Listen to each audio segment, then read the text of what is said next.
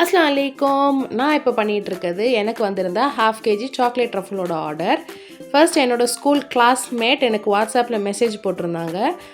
அப்புறம் ப்ரைஸ் லிஸ்ட்லாம் கேட்டாங்க, எல்லாமே கொடுத்தேன். கேக் மாடல்ஸ்லாம் பார்க்கணுன்னு சொன்னாங்க. நாங்கள் இன்ஸ்டா பேஜில் பாருங்கன்னு சொல்லிவிட்டு லிங்க் ஷேர் பண்ணியிருந்தேன்.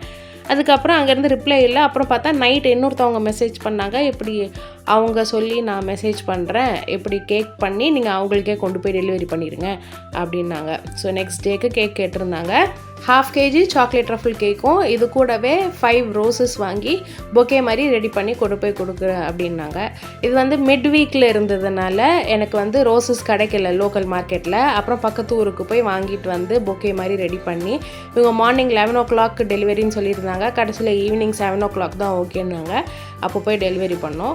நமக்கு இப்போ முட்டை மிட்டாய் ஆர்டர்ஸ் நிறைய வருது, ப்ரௌனியும் ஆர்டர் வருது. இதெல்லாம் நாங்கள் கொரியர் பண்ணுறோம் தமிழ்நாட்டுக்குள்ளே. உங்களுக்கு வேணும்னா ஸ்க்ரீனில் தெரியுற நம்பரை காண்டாக்ட் பண்ணிக்கோங்க.